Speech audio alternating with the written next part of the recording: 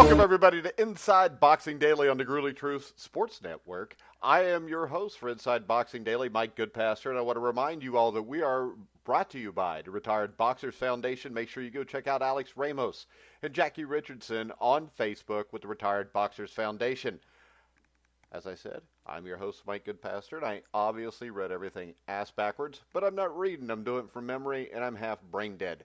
So, let me welcome in my co-host, as always, Jeremiah. We like to call him the Gypsy Prince now, Preisser. I appreciate the new nickname. I think it's fitting.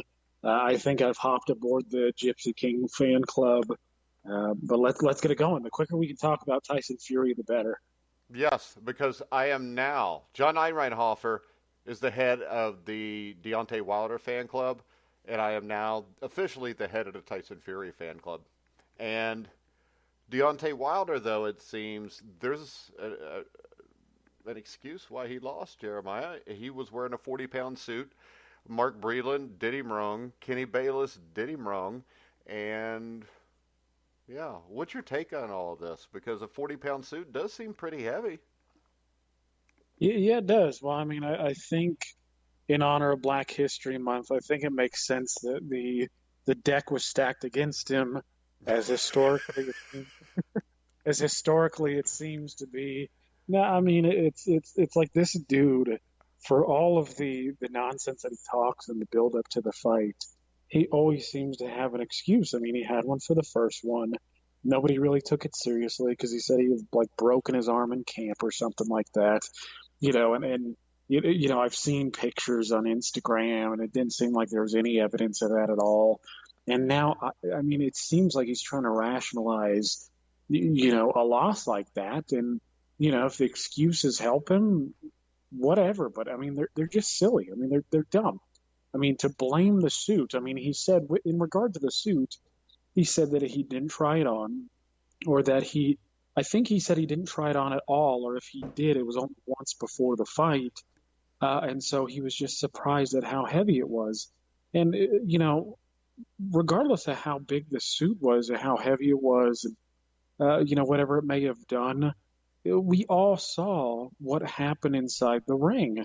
And, if you're going to buy that excuse, fine. But, the biggest factor in that fight was obviously Tyson Fury outthinking him, outfighting him. But not only that, I mean, I saw in boxing scene, the excuses are being compounded. So not only is it the suit, not only is it his trainer or co-trainer, I'm not sure what the official title is of Mark Breland there, because I know that guy DS, I'm not even sure if that's how you say his name, but he's been with Wilder for, I think, longer than Breland has. Not only is it the suit, not only is it Breland, but I saw something at a boxing scene today that says, well, it was also Breland being influenced by, I believe it was Anthony Durrell, who apparently knows Sugar Hill, the guy who trained Tyson Fury. So, I mean, it seems as if there was this like concerted effort, like this thing between all of these guys. I mean, to me, it sounds like a conspiracy theory when you say, when you're adding the referee in there too. It seemed like just about everybody thought that the referee was being biased in favor of Fury or Wilder, if anything, with the point deduction and some of the quick breaks in there. In fact, I did a show with a few British guys today, and I asked, what their opinion on the ref's job was, and they were like, oh, well, he mostly did okay, but if there was any problems, it was the point deduction on Fury, and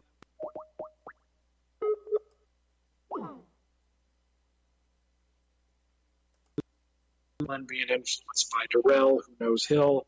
I mean, he's not doing himself any favors with all these excuses, Mike. Yeah, he's not, but I don't think he cares. When you're undefeated and you think that you can beat everybody in the world, when something goes wrong, the first thing you do is you look for an excuse, because there's a difference between an excuse and a reason. And what he gave us was an excuse, not a reason.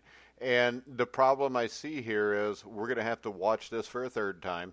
He'll have excuses for that because let's face it, the first time he beats Deverne, he's got an excuse. Maybe that one was real, but it seems like even when he wins, if he has a little bit of trouble, he's got an excuse. And right there, that tells me, he's looking for an excuse if he loses. And I think from watching him when he entered the ring, number one, he paced back and forth, burnt holes in the carpet for an hour and a half. That can wear you out too. And I just think that he was in over his head here, and I just don't think he wants to admit it. Yeah, and I think you said something that's spot on there, where you said that there's reasons and there's an excuse, right? I mean, if he had pointed to something tactical, like, hey, I wanted to jab to the body more and throw my right hand up top, thinking that that would be the punch that catched him, but I was just out feinted or something, right? His jab was too long, I couldn't get around it, right? If it was something tactical, that would be a reason. But this almost conspiracy laden stream of excuses is just again, it's baffling. I mean, I don't think many people cared much in the first fight when he was like, "Oh, hey, I hurt my arm," yada yada yada, yada yada yada, because we knew we were going to get the second fight afterwards, and so we figured we would get some closure. And then, of course, it came out that there was a third fight contractually stipulated. Unfortunately, it looks like that's what we're going to get. But yeah, there was just nothing tactical there. It was just all, oh, Bayless this. And what did he even say about Bayless? He said that Bayless congratulated Fury, but he didn't congratulate him after the fight or He something got like his that. ass kicked. What are you going to congratulate him for? Yeah, I know. I mean, and it's funny because it's like Fury was in the fight, but it seems like he was a part of a different fight than what we all saw. I mean, a lot of people. I actually watched, Montero's stream about the fight, and he was complaining about Bayless just being too quick and the odd point deduction. Again, it just seems like the vast majority of us thought that Bayless was bad for Fury, if anything, because if you were going to go bully a guy, getting quick breaks like he's, Bayless is shown to be that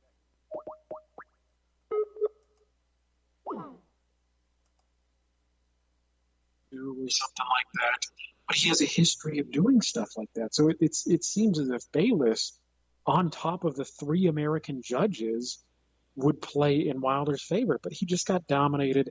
He got beat up. He can say whatever he wants. What we saw was what happened. He was just beat up. Yeah. And the same thing will happen when they fight again or if they fight again. So I I think a don't lot of need to, people will be looking forward to that too. yeah, I don't need to see this fight again, So I don't know. Hamed, are you there?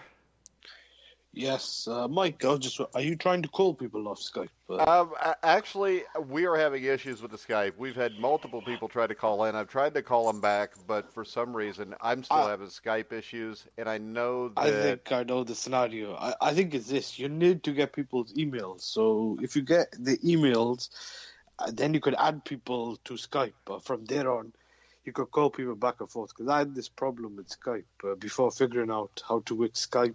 That's the bad thing with Skype, with calling people back and forth. Sometimes it don't allow you to call certain people. Yeah, so we will get this straightened out, and I know Matthew O'Neill tried to call in last night. He's trying to call in tonight. I apologize to Matthew. We will get you on this week because me and Jeremiah are in at 11 o'clock every night, Monday through Friday, with the Inside Boxing Daily Show. And Hamed, I know you called in because you think there's a lot of validity to this 40-pound, Halloween costume excuse that Oh Deontay my Wilder God. has. The defender has a. I was listening to John Einreinhofer trying to defend Wilder, and someone called him out on Twitter. But I mean, Wilder has outdone even his defenders who are defended him. Yeah, I I'm think not sure. John's got to let go at this point. Yeah, I know this. I didn't even realize you said it last night, but Jeremiah brought it up to me, and when you said that you thought that he had more faith in Wilder than Wilder did, I thought it was perfect. I think people need to stop interviewing Wilder. Let him clear his head or recover from. We don't know if there might be some serious physical. He's probably Uh, still concussed. yeah, he could be still concussed because when there are If you towels listen being to him talk, though, Hamed, it's possible that he's always been concussed. he could be, but he could be even at worse damage. My favorite was when he was given an interview on Thursday, and he told the person that was interviewing him that he's a very smart person and that he has very high IQs. What? I need to know who said that. No, he said that. Deontay Wilder said, "I'm very smart and I got a high IQs." Because usually, if somebody has a high IQs, they'll say it like that instead of "I just have a high IQ." So here's my question to you guys: is there any chance that we could get before the third fight, or as I like to call it, the bloodletting? Do you think that there's any way that we could get Fury and Joshua in the summer? I'll let Jeremiah answer that. No, I don't think so. I mean, as appealing as it is for a fan, I mean, because again, I was on a show today with Ryan Kinstead and a few other guys. It was a nice roundtable discussion, and it seemed like the consensus there was that really the fight to be made is Joshua Fury. I think we all acknowledge that. I don't know, maybe John doesn't. Maybe he's like the single detractor. Same with, maybe Wilder himself and his wife. I don't know. Probably even his wife probably knows better at this point. But that is the biggest fight to be made. It's really what I want. It's for ultimate clarity in the division. But it's just not going to happen. I know Eddie Hearn got on Facebook, I believe it was, and Twitter, and posted a picture, a Photoshop picture with, Joshua and Fury across the ring from one another. So let's do it in the summer. I mean, as appealing as it is, it's not going to happen. I mean, they're just going to build towards that. And the fact that Wilder really seems like he's going to go forth with the third fight. Actually, I was reading before I came on air that, and this was all a part of Wilder's interview and some of the stupid stuff that he was saying. But he said that he can get a fight with Fury as early as July. And so I don't know if I don't know what the details are. I'm not rubbing elbows with these guys doing backdoor deals, so I don't know exactly what's going to happen. But it just appears like if that's true, if because they did say August, they didn't say a specific time, but I have heard that it's negotiable. So it seems like maybe summer, late summer, we might get the third fight. And well, if they could do that in July, then we could in December do the they're not, Joshua. No. I don't think that'll happen.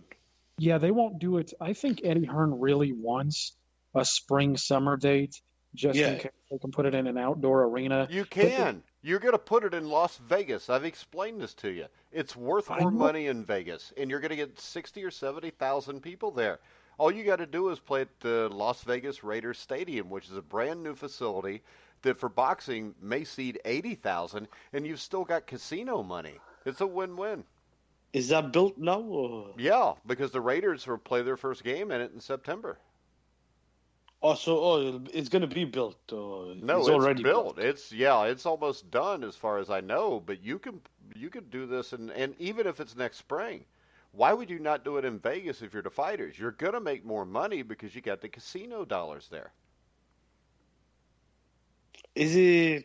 How do I put this? Is it a fight that'll be on pay-per-view in America? Do you think if it's two Brits? No, I think this Tyson Fury is more popular than Deontay Wilder in this country right now. I think Tyson Fury has sold himself over the last 2 years to position himself to be a superstar in the United States. I mean, hell, we saw Manny Pacquiao do it. I want to see this though, Joshua. Someone is going through these details. Like, I don't care where the fight is, and I don't care about money. But they made a good point. Joshua was guaranteed $85 million, I think, against Andy Ruiz. I'm trying to figure out if one guy's with an app network, what's it called, DAZN, who are guaranteeing him money. Does that fight do enough? I don't know, how do I put it? Pay-per-view buys in America or how do they do the deal with ESPN and DAZN like that? I think if that's in the UK, I think that's a straightforward deal. Like, that'll be in the UK. They could probably do a joint pay-per-view. It'll be prime time here. Yeah, but the There's problem is this: you're not going to get the American money then because you're not going to get pay-per-view buys at 4 o'clock in the afternoon the way you will at 10 o'clock at night. Yeah, that's the flip side. Yeah, and you won't get the gate probably as well, because if you do in Vegas, you'll get, what is it, 20,000, or if they do at the stadium, 70,000 at the stadium. I'm telling but you, they'll have to. they can do this. They could do it, but they won't be able to stage 60,000 at the price of the seats, which they do at the MGM. Which, if they do 20,000, and all those seats are for. Yeah, but you know what? 3. If they set the arena up correctly, you could have 20,000 seats priced at that, and the other 40,000 cheaper, so regular fans can come. Yeah, that's. It sounds to me like, Hamed, possible. you're just being selfish and want to fight in the UK. Yeah, well, that is obviously true as well. What was that? You'll have to re-listen to the show to see what Jeremiah said, but it was not good, Hamed. And I've never said anything mean to you, except for last night when you started. I think I caught Billy he said Moore. as a Brit, or did he? I'm not sure. I think he said fucking Brit, but I'm not sure. But he was joking because Jeremiah. That's okay. That's okay. He's the most liberal person I know. He named his dog LGBTQ. Okay. And his dog identifies as a female, but he's really a male. That's pretty. I was gonna see if they do maybe a 2-fight deal, one in the UK, one in America. I'm sure that could maybe work out, because remember Klitschko and Joshua had a second fight agreed for a rematch or whatever, which was gonna take place in Las Vegas before Klitschko decided to retire. Maybe they could do something like that. I mean, at that time, Klitschko was probably a big draw in America, a bigger draw than Fury, Wilder, whatever. I don't think Klitschko's ever been near the draw that Fury is going to be. Oh, yeah. Because No, I think the pay-per-view Fury. on this is going to go way north of $1 million of what just happened. Klitschko was never a pay-per-view draw. That was the thing, and he never really captivated the American market. He's never been sold to the Americans. Have never been sold on him, which I don't blame him. Well, he was quiet too, because Americans like guys that run their mouths, and Americans love guys that run their mouths and back it up. America is full of guys that run their mouths and don't back it up. He was boring. I think Wilder, on the opposite, was getting to that point against guys who are BNC level, who he's meant to knock out. I'd say his first or second real big test, he kind of got completely outclassed. I think his first real test, you could argue, was probably Fury in the first fight. Although I don't think he was anywhere near 100%. This was his biggest fight, and he got outclassed. With Klitschko, he kind of dulled a lot of the ground. The Brian Jennings fight and the Sultan and Bragama fight, those are very boring fights. Oh, yeah. So I don't know But how. Brian Jennings was like Ali Frazier compared to Bragimov and Klitschko. That was bad. I don't think he fought on pay-per-view. Yeah, I almost died that night.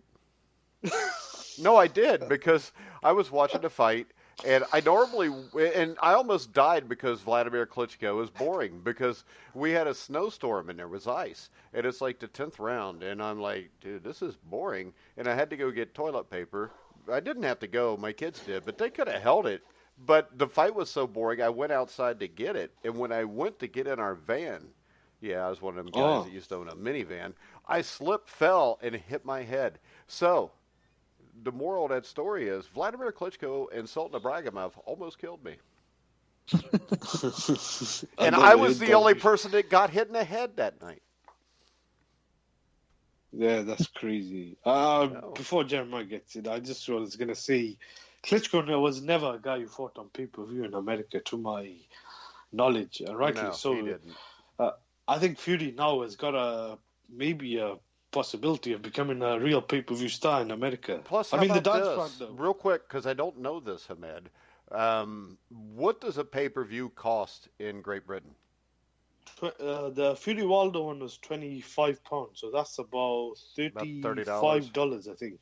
35 maybe. So that's the other thing. If you do it here and it's 10 o'clock at night, if you get 1 million people to pay $80 for it, that's better than getting 1 million people to pay $35 for it. At least by my math.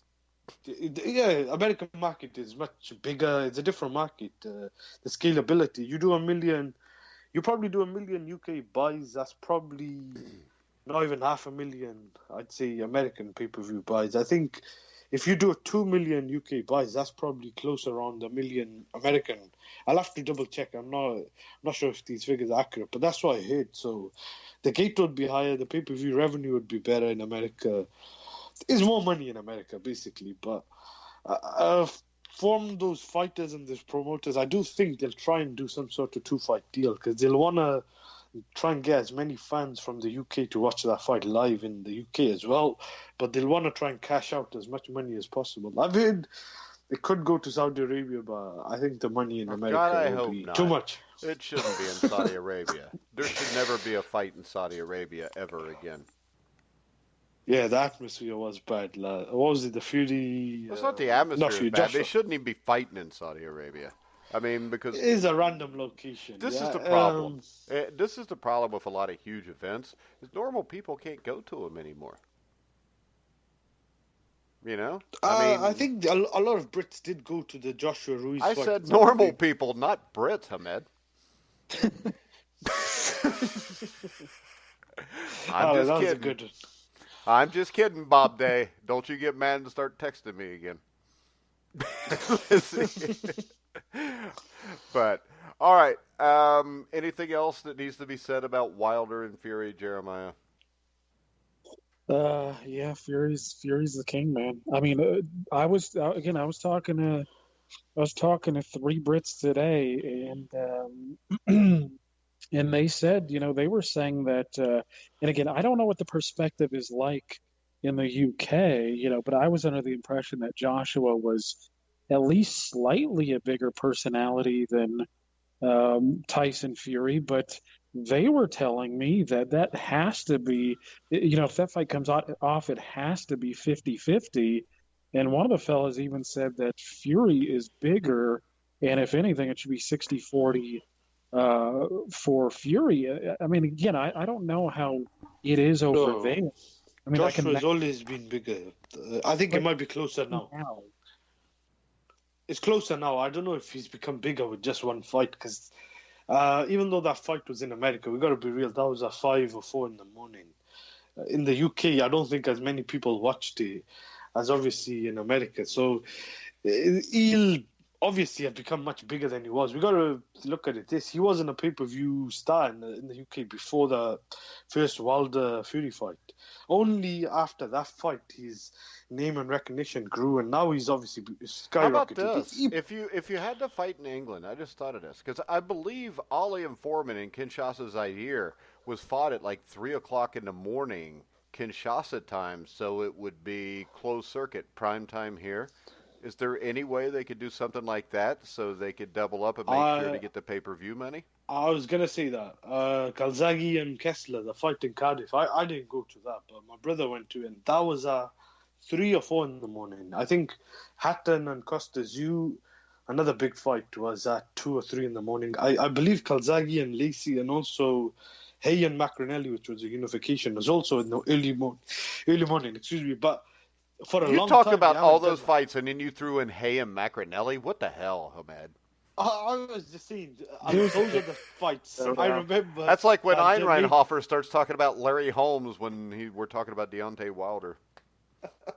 No, I was just saying, those are the fights, to my knowledge, in the last 10, 15 years, made a concession. Those are big fights in the UK. I wasn't saying those are big fights. Oh, those are big fights here, too, except for the Hay and Macronelli thing. Yeah. Oh, that was a big fight in London, in the UK, because that was, I think, a first unification. But that wasn't really a big fight outside the UK. But the other fight, Calzaghe Kessler, that was a really big fight. Yeah, which, so was Hatton and Zoo. I was excited. Yeah, both good fights. Yeah, there's a lot of British fighters I like. It could be possible. I mean, the only thing I would say is if they're going to do that, then they might as well just stay the fight in America. Yeah, they need to fight in America. So it's agreed and settled. Well, hey, man, I'm willing to.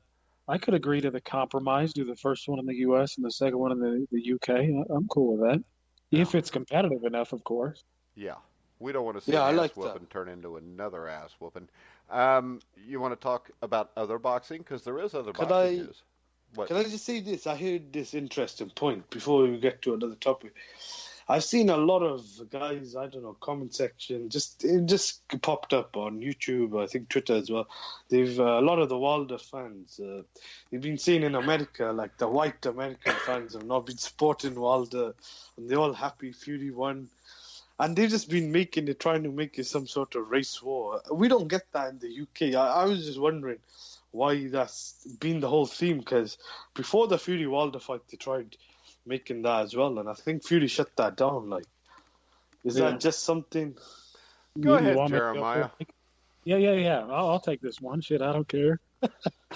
Yeah. So obviously the UK is what? I mean, in terms of size, it's as big as shit. Maybe the state I live in, Colorado or something. I mean, it's not. I know it's not that big, but the thing about America, which is has to be significantly different from a place like the UK, is that much of the immigration to the UK is relatively new, right? I mean, after World War II, that's when you saw an uptick in immigration for, in Western countries. The US is different historically because we've had high levels of immigration or slavery or something of that sort pretty much since the inception of the country. So there's been these, groups which have by and large stuck by one another in certain segments of the country. And if you've ever been to the U.S., it's very geographically diverse, ethnically diverse. I mean, you go to the Northeast in Connecticut, Rhode Island, Massachusetts, lots of Irish, lots of Italians. You come to Colorado or the Midwest, lots of Germanic people. You go to Florida, lots of Hispanic people, Cubans, Haitians. You go to California, Asians. So there's not really the sense of American identity is not as well formed as it is in a place like the UK. So really, there's not. That's why you see, right, in America, the Polish support the Polish, the Irish support the Irish. It's not this one big happy family where American is just kind of American. I mean, it's not, to be honest with you, the term American is not even well defined. I mean, if you were to ask Americans what constitutes an American, I guarantee they would give you some shallow definition as to what that is. Maybe it's just a geographical place with loose borders. So there's not a strong feeling of what an American actually is here.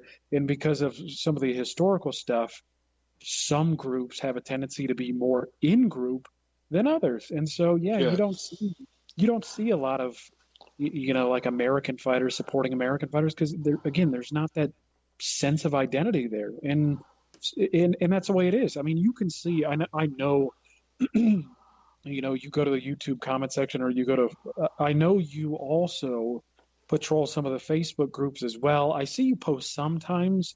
I can tell that you've been around long enough to see that certain groups are a certain way, and it's just there's a lot of in-group, out-group stuff here. The national sense of identity is not a strong one, so it's just different. I mean, you just won't get a lot of support for being American. That would change, however, if you had like Kelly Pavlik, for instance. If you had like a heavyweight Kelly Pavlik, you would see more of that because the whites are the biggest demographic in the U.S. But again, you're not going to see a lot of strength of identity here. But with Fury, some people can relate to him because Fury, although he's from the UK, he's a Brit, he's Irish, he's a gypsy, he's a traveler, like his background. Yeah. So the thing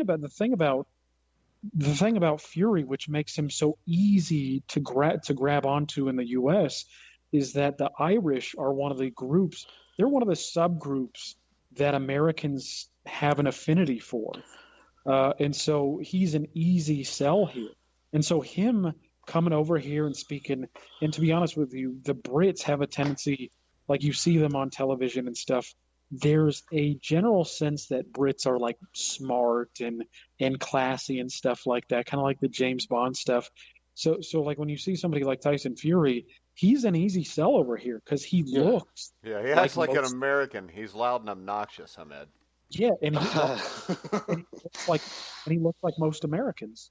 Yeah. Yeah, and another thing is, if I was to go America, I would not be able to tell between a difference between an average white American who's ethnical American as well to say a Irish American who's just born in America but got roots from Ireland.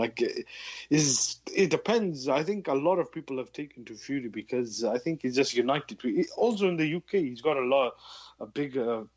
No, obviously a much bigger fan base than before, but I think he's a character who's obviously played the role well, and I think it's real. When you look at someone like Wilder, I think he's a bit of an actor. I don't think he's that bad of a person. Yeah, I don't but think he kind he's of an is asshole, forced it. even though he looks Yeah. like it. And my thing is this: I can tell you, I don't like fighters that act like him, and I can relate it this way. Vinny Pazienza was white. I couldn't stand him. Now, if Vinny's listening, because he does listen, he already knows this. And I mean, Vinny is a great guy. Not what you would think when you meet him. And there's been a lot of guys like that I've met, and I think, well, this guy's not an asshole at all. And I would say with Deontay Wilder, it's just talking about wanting to kill somebody in the ring and crap like that is a turnoff generally for people with half a brain. And his fans have actually tried. What's the word? Tried repeating the rhetoric. Like I didn't ever sense how you could defend stuff like that. Like you can't one defend in a body. stuff like that. And the thing is this: we live in a country that, for being so racist countries don't elect black presidents for 8 years. I'll just leave it at that.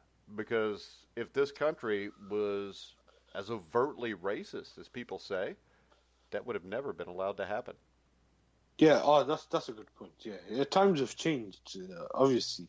Yeah, I was just gonna say in the UK, I just think it's a different market. It's a lot smaller. I'm sure it's probably similar in some parts in America. Like you go to, I don't know, where Jose Ramirez is from. He's got a really big following because a lot of the Mexicans follow him. But it depends on the demographic and where they're from. In the UK, is a niche country. It's hell, a small. Thomas Adamick, what was it? He would sell out Providence. He would sell out Chicago because you have big Polish contingents, and the same thing of Adam Konatsky.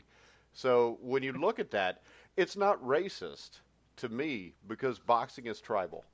If you know what I mean. Yeah, there's nothing wrong with that. Yeah, I mean, you cheer for the white guy because you identify with him because you're white. You cheer for the black guy because you're black. You identify him. Same thing with Mexicans. And I think people need to get over it. It's not racism. It's just, I think, normal. So listen, I think, and I like this topic because so few people want to touch it, even if they know it's true, because it is. Listen, we all exhibit in-group, out-group tendencies. Everybody, you are not outside of it as much as you like to think you are. I mean, it's like if some guy who looked like me was all of a sudden doing well. I mean, that was kind of like Kelly Pavlik. I don't look quite like Pavlik, but there is an You're much more handsome, Jeremiah. No, that is true, and I'm a lot more sober as well. But that is mean, Jeremiah. All right. I'm sorry for the cheap shot. I think Pavlik's doing better now. Yeah. Kelly's all right. But the point is that we have these innate in-group, out-group preferences. We all know it's real. We all exhibit them to some degree or another. It's not racism to do so. It just is what it is, right? I mean, you see it segmented in every. I mean, boxing, like you said, Mike, is aimed at it. I mean, we've seen this play out time and time and time again. I mean, you're not going to put a Julio Cesar Chavez Jr. fight in Providence, Rhode Island, where there's a bunch of Italians. You put him in a place with a bunch of Mexicans. Unless he's fighting Vinny Pazienza, then you'll sell that bitch out. Right, yeah, exactly. Of course, yeah, there's a little caveat there. But we all know it's true. People just don't like touching the topic because they're afraid of what'll happen. Yeah, but we're not ESPN, so we can touch it. Go ahead, man. I do think race exists, but racism exists, and what's the word? Yeah, but how about this? Is it racism? Not necessarily racism, but, I mean, people are comfortable with people that are like them. or No, like-minded. I'm It not. doesn't I even don't have to be a disagree. race. And how about this? I don't disagree. In Manchester, if you're from Manchester in England, you cheer for Manchester City or Manchester United. If you live in Houston, you usually cheer for the Texans if it's the Well, NFL. It's Yeah. the same thing. well, No, yeah. I was trying to say. All right, Jeremiah, go. Yeah, sorry. Let me just elaborate a little bit further on that. You're right. Actually, there's a scientific term for this. Okay, you guys can look it up. It's called homophily. Okay, people are more likely to hang out with people like themselves, whether like tall people are more likely to hang out with tall people, fat people are more likely to hang out with fat people, et cetera, et cetera. I Yeah, mean, but what it's about this? Have you ever noticed that usually hot chicks always hang out with ugly chicks? So that's a little bit different. It depends. What I meant by the racist. The whole. Oh, I I'm thought saying Hamed was going to go in no, about the women. Go ahead, Hamed. no. I was just gonna say. I do think there's a segment like some people, some fans of groups, whatever, maybe smaller rather than is some people trying to make it out. But I do think, like stereotypically, there is some sort of racial element. Like, I think a lot of people that are detractors of guys like Golovkin, I've found out a lot of them were either black or guys were extremely like guys like a majority of the ones were just stupid Wilder fans, and I was just thinking a couple of years ago if Golovkin was African American he'd probably have a lot more fans than one segment. Whereas I do think you could say the same for some African American fighters as well at the same side. I think. There is. I always think there is. For some people, there is racism does exist. There are racists out there, but I think it gets way overblown because in America, if you got a guy like Mayweather who's such a big draw, who's also black, like it's not always about race. Like Wilder trying to make it out. I've seen other guys like Ward making it out. Sometimes it's maybe yourself. You're not marketing yourself to. It's just not always about race, but I do think there is some sort of element of that does exist in society, and especially in America with the media and some of the fans as well. of course, yeah. I mean, it again. I think it would be stupid not to acknowledge that this is the truth. This is the reality of things. I mean, it's no right. I mean, the people, many of the Golovkin detractors, right? All who did they attach themselves to? Demetrius Andrade, right? Yeah, All of a sudden, or that's the boogeyman. Charlo. Yeah, Yeah, or Charlo, right? I mean, right, and with Lomachenko, who's the boogeyman now, right? Devin Haney, right? I mean, it works both ways. I mean, the majority of Golovkin supporters I've noticed are white guys. There is a racial element to it. Yeah, I mean, I don't think I'm breaking the ice here. It's just a lot of people don't want to admit what we already know is a fucking truth. yeah. I mean, to a certain degree in the UK as well, you will get some segment of fans who are like, well, how do I put it? Against like Khan, I know he wasn't that good of a fighter. He had problems with the chin, but I remember when he was coming up, a lot of the UK fans who are against Muslims or don't like Muslims, they were very vocal against him or just blatantly hating on him because he was a Muslim who was doing well.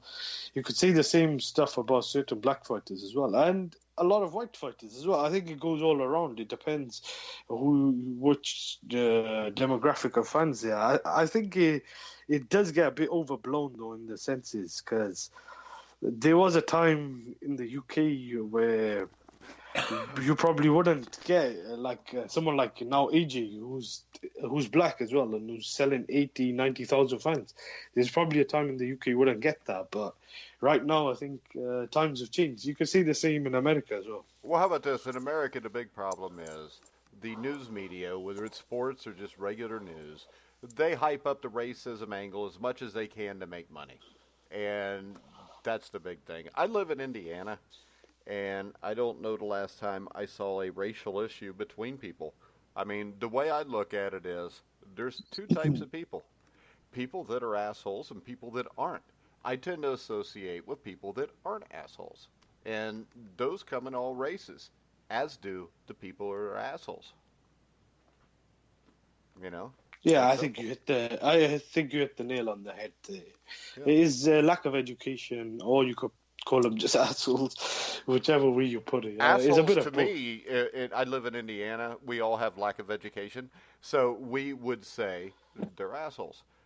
Because I Yeah. figured out about the age of 26, 27 that I didn't want to deal with assholes. I don't want to deal with people I can't stand. That's why I always get all these messages or people say, you must hate John Einreinhofer. No, I don't. I like John Einreinhofer because, I mean, number one, he takes my abuse and he puts up with it. And number two, it turns out that I was right the whole freaking time. But all right, Yeah, Jeremiah. regarding Wilder, I don't know how he was saying all that stuff. I was surprised. Yeah, it happens. We all make mistakes. I hitched my wagon to Jerry Cooney one time, and I even convinced myself Michael Spinks was going to beat Mike Tyson back in the late '80s. So we all do stupid stuff. But I wasn't looking for a rematch after that Tyson Spinks fight. Jeremiah, anything else we want to discuss before we wrap it up? And we'll just take talking Prograis hooker and a bunch of other things, and we'll move into tomorrow night because I think this has been a productive show, and people probably don't want to listen much longer than 45 minutes.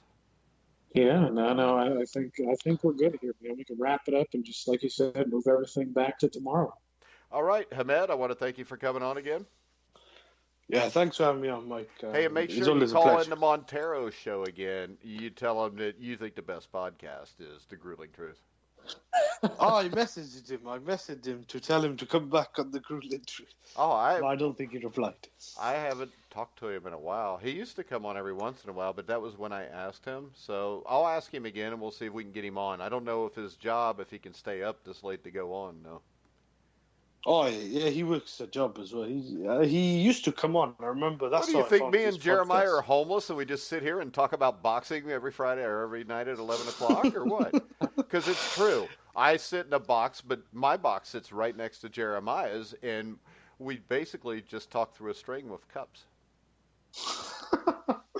I was gonna say I would rather you two and Montero talk. I think John I don't agree with a lot of the stuff Oh, John said. But if it's all I've got something for you here then. On YouTube, there was a comment on last night's show, Jeremiah. Did you see it? No, not on YouTube. All right. I got to send this to John anyways.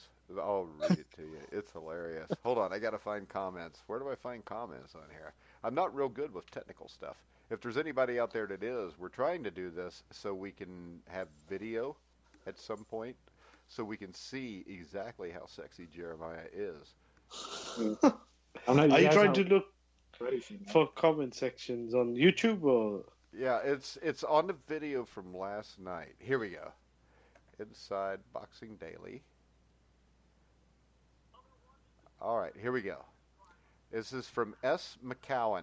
And if you're listening, we will be here every night. Steve, I don't know his first name, but he needs to come on the show sometime. I like this guy because he's always commenting and liking the stuff. But he put, yay, thanks for the show, and happy to hear you all coming back daily, Mike. You are a breath of fresh air. I know your knowledge on history of boxing and that you truly aren't biased. I appreciate you. Jeremiah does a wonderful job, and I like the UK guy as well, with exclamation points. He put, now the other guy seems like one of them boxing voice guys who says ridiculous shit and just tell you what BoxRec says. It's unbelievable the things he says, i.e. Wilder fought to a draw. Canelo deserved a draw against Triple G, and even comparing Wilder to Triple G, who had 300-plus amateur fights and was a clear badass and nobody wanted to fight. And even Canelo gave up a belt to not fight. So, yeah, that guy, haha, for real, could go. I appreciate you folks. That's wonderful coverage. Oh, I want to go that far, but I appreciate the feedback. But I would say I do think John makes it interesting because Oh, I do He too. does. I Back love in- John. John's a smart Yeah. guy. John just stands his ground and goes for it, and Usually, I have a problem with rubbing people the wrong way sometimes, and John can take it. So John ain't going nowhere. And Inside Boxing Weekly, we're going to hopefully have every Sunday night if John can at like 8 o'clock. But we're going to go ahead. We're going to wrap it up. Make sure you go to iHeartRadio iTunes. At iTunes, make sure you like us, leave a comment. Make sure if you go to YouTube, you hit the like button and subscribe. But for now, for Jeremiah Preisser, our guest Hamed, I'm Mike Goodpaster. You've been listening to The Grueling Truth, where the legends speak. Yeah, that was a good show. That was a good